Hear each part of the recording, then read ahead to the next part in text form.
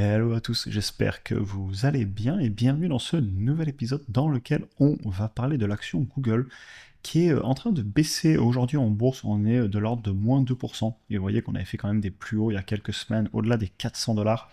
Elle cote actuellement à 368 dollars. J'ai une position avec un prix de revient unitaire à 108 dollars pour 45 actions. On l'avait pas mal acheté sur la chaîne, j'en parlais beaucoup en 2023. Et elle chute aujourd'hui parce qu'on a eu une annonce d'émission de nouveaux titres, donc de la dilution, pour lever de l'argent sur l'entreprise.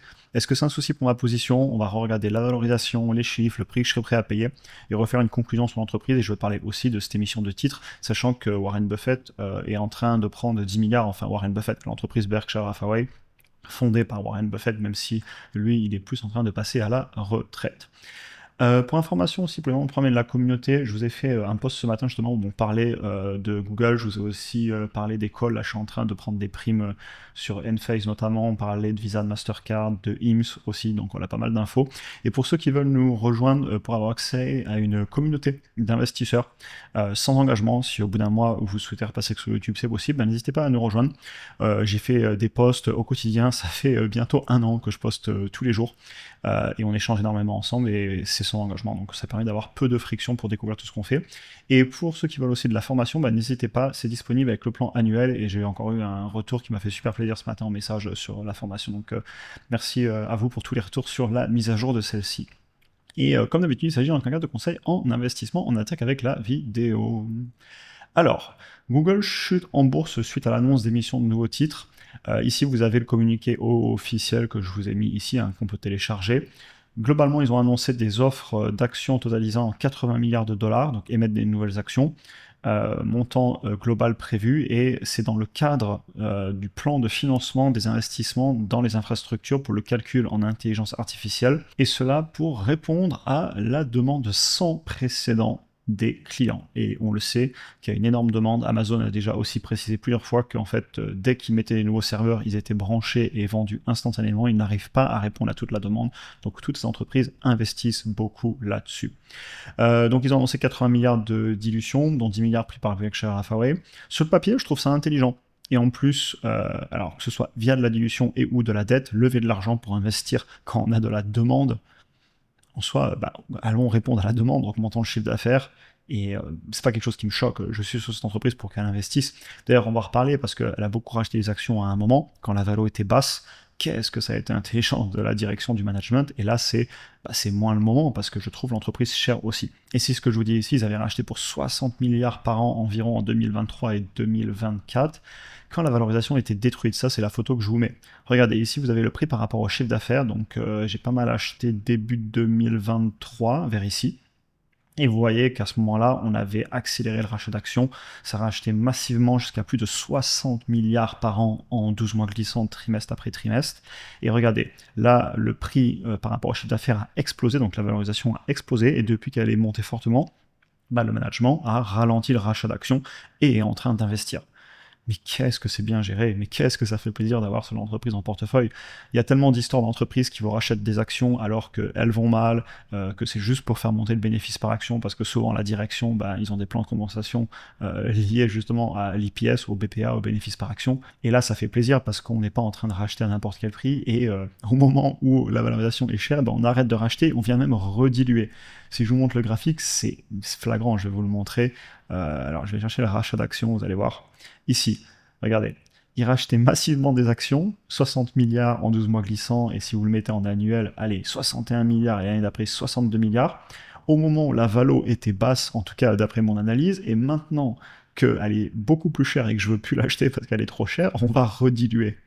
Mais c'est trop fort, enfin c'est bravo, je peux pas l'écrire autrement, juste bien joué, management qui fait plaisir, Sundar Pichai et tout le bureau de toute façon, tout le comité de direction.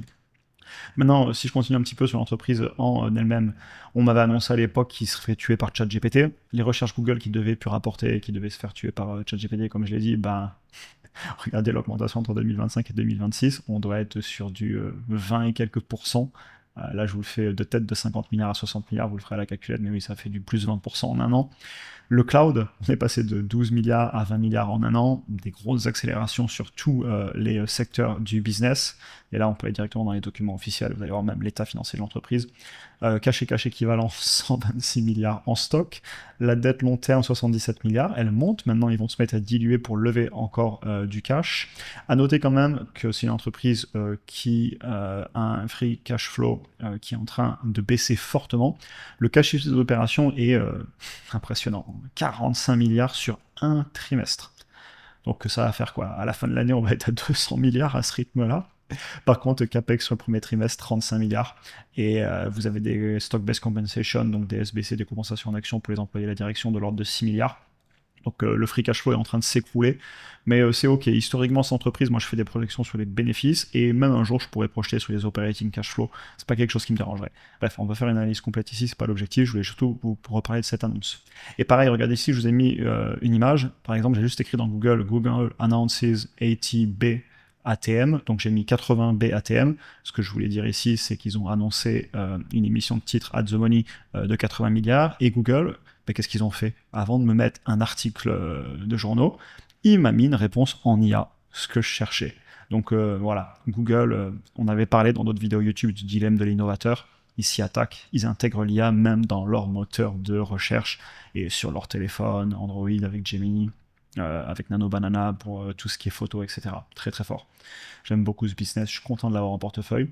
Et vous voyez par contre ici, je vous montrais les CAPEX en train d'exploser, ce qui fait que même si votre cash issu des opérations explose aussi, donc on génère énormément de cash, mais on réinvestit tellement que là, je vous ai mis les flux de trésorerie disponibles sans réintégrer les compensations en actions. Vous voyez que on stagne. Donc vous avez un business qui est en train d'accélérer en termes de génération de cash. Ils sont juste jamais généré autant de cash avec leurs activités, sauf qu'ils investissent tellement que ça se voit pas dans la trésorerie, mais c'est une décision de la direction que d'investir. Et moi, je veux qu'ils investissent, je veux pas un business mature, je veux un business en croissance. En tout cas, je pense pas que Google soit dans sa phase de maturité. Il a le graphique flagrant où ils ont été très très forts, de racheter au bon moment, et maintenant ils vont rediluer alors que la valeur est très élevée. Ça fait plaisir. Est-ce que c'est un souci pour ma position? Perso, me faire diluer un peu sur les plus hauts pour investir dans le business par une direction qui a prouvé historiquement ses compétences, ça me dérange pas du tout. Et même si on est sur une très légère baisse, en ce moment, là, c'était moins 2% et quelques à l'ouverture après l'annonce, je pense que sur le long terme, ce ne sera pas quelque chose qui sera mal vu par le marché du moment que ces investissements paient et rapportent du cash dans le futur. Et on n'est pas dans le cas d'une entreprise qui dilue sur les points bas en chute libre. C'est fait avec confiance, avec un plan d'investissement et avec des investisseurs en face qui sont prêts à payer plein pot. On n'est pas sur de la dilution pour survivre avec un free cash flow négatif comme une entreprise au bord de la faillite qui serait un scénario beaucoup plus inquiétant. Je conserve mon Google. La valorisation, elle est élevée quand même. Je vais pas me le cacher, chacun fera ses propres projections. Pour moi, c'est clairement le moment de ne pas faire de rachat d'actions, c'est le moment de diluer. Je vous l'ai dit encore une fois, quelle gestion du management, je sais pas quoi dire. Si je vous amène dans les projections rapidement, vous voyez, là, je suis à 18% de croissance cette année, 475 milliards, on vient de faire plus de 100 milliards, je crois, sur ce trimestre. C'est ambitieux quand même, on est à 110 milliards sur le premier trimestre, donc ça ferait que 440, donc il va falloir aller chercher encore de la croissance chaque trimestre en plus. Donc voilà, ça reste conservateur, mais j'ai pas non plus mis des taux de croissance trop faibles. Les marges, je les ai maintenues plus basses parce que y a une grosse capacité à fixer les prix en ce moment, mais je préfère me caler plus proche des médianes historiques. J'avais pas prévu de vous parler autant de l'analyse et des projections, mais bon, tant pis, on y est, allons-y. Ouais, vous voyez, les médianes 21, je me suis mis un peu plus haut dans les ordres de 26 parce qu'elles se sont quand même améliorées récemment, donc je peux leur mettre un peu plus. 10% de marge de sécurité, 10% de discount rate. Globalement, chacun fera ses propres chiffres. Tant mieux s'ils font mieux que prévu, ça fera monter mon prix cible avec les trimestres qui passent. Mais moi, c'est dans les 224, 230, 240 peut-être, si vraiment je suis généreux. Mais voilà, 367, j'y vais pas. Par contre, j'ai pas de raison de vendre parce que, ouais, on est à plus 60% par rapport à ce prix. Vous savez, en bourse, les choses vont vite, à moins 35% sur une baisse généralisée, et puis on y est. Mais sur les actions individuelles, c'est quelque chose qu'on voit très régulièrement. Et voilà un petit peu. Franchement, ça fait plaisir. Donc j'achète plus, je ne vends pas non plus. Après, ne jamais dire jamais. Si elle fait encore 1 x 2 et que la valorisation est complètement décorrélée de la réalité, ça m'est déjà arrivé de vendre. J'ai vendu encore récemment, j'ai pris des plus-values, je vends des calls et je récupère des très belles primes sur certaines entreprises. Je parlais là les primes en ce moment sur certaines boîtes, genre Enphase ce matin, j'ai pris 927 $ de primes pour 4 semaines, ça fait 6% de rendement.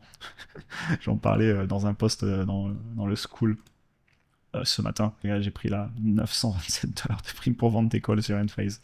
Bref, ça fait plaisir. Bon ben voilà, vous aurez vu une grosse partie du post du jour. De toute façon, je poste tous les jours dans le school. Je pourrais faire grossir ma position si ça venait à corriger. Ça, c'est très vrai. Honnêtement, demain Google me fait un moins 40%, elle descend à 200 et quelques dollars. Bah franchement, je pense que je me mets à racheter à nouveau. Et en attendant, je suis patient. J'aime bien cette petite phrase que je dis parfois, c'est le moment d'acheter les Google de 2026. Analogie au fait que en 2023, personne ne voulait du Google et j'étais content d'en acheter. Et je fais plein d'analyses sur la chaîne en ce moment. Je vous ai parlé de beaucoup de titres qui m'intéressent. J'avais acheté pendant la baisse du Amazon, j'ai racheté du IMS. En ce moment, j'analyse Meta. Nebus, j'avais pas mal acheté. On a refait du Ferrari, on a analysé Hermès, Essilor Luxottica. Voilà, plein d'entreprises à étudier. Et go trouver les belles entreprises au bon prix en ce moment, ce qu'on fait au quotidien ensemble sur la chaîne. Mais j'aime bien faire le suivi de mes vieilles lignes aussi. Je trouve que c'est pertinent parce que étudier le passé et voir que tout a un prix et que en ce moment c'est une très belle boîte, elle est juste un peu chère à mon goût. Je pense que c'est important aussi d'en parler. J'espère que la vidéo vous aura intéressé. Je vous souhaite une excellente journée à tous et à très bientôt pour un prochain épisode.